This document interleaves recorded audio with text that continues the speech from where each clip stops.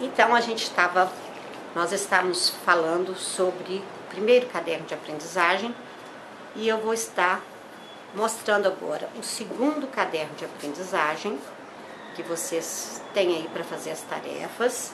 Esse segundo caderno, estamos falando de avaliação, organização do trabalho escolar ou trabalho pedagógico na escola plural e o ciclo da juventude.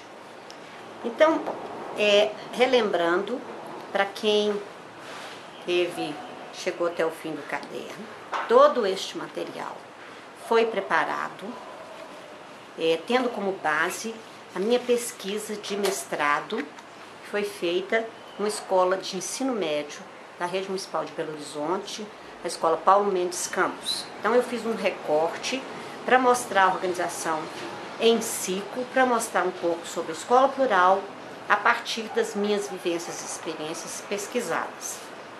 Vocês podem estar perguntando, professora, o que tem a ver o ciclo da juventude com a pedagogia? Tudo.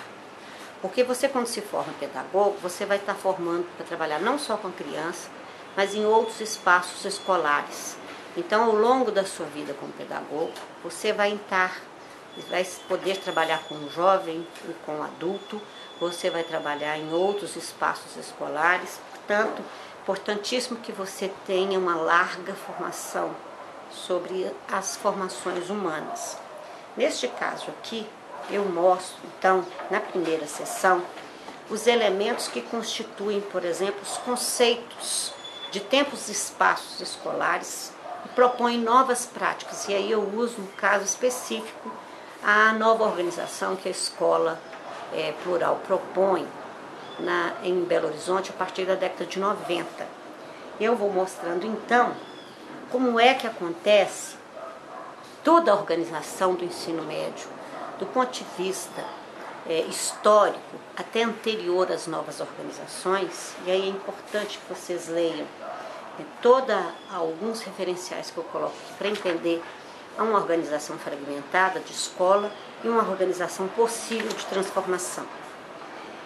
Na segunda sessão, eu mostro o ciclo da juventude. E aqui é importante dizer, e aí tem uma foto, num dia em que a sala que eu observo como grupo focal, iam vestidos de brega.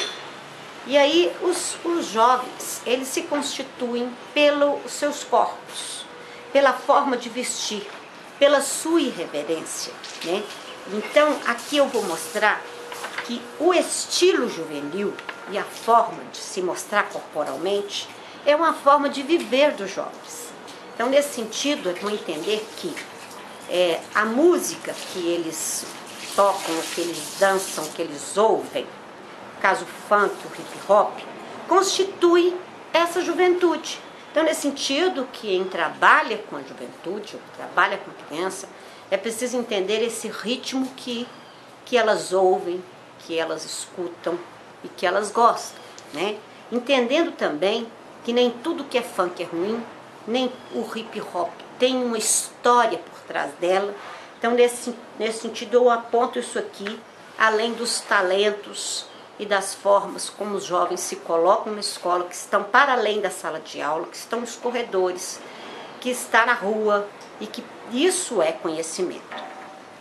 E numa terceira sessão eu mostro como é que a escola plural, um ciclo do ensino médio, um ciclo da juventude, vai repercutir. E quais são, né, os indicadores para essa nova avaliação, né, esse novo formato, esses novos critérios, as novas formas de avaliar. Vou mostrando as repercussões para os professores no momento da implantação da escola plural. Então, quais são as resistências e quais são as possibilidades que são colocadas para essa mudança.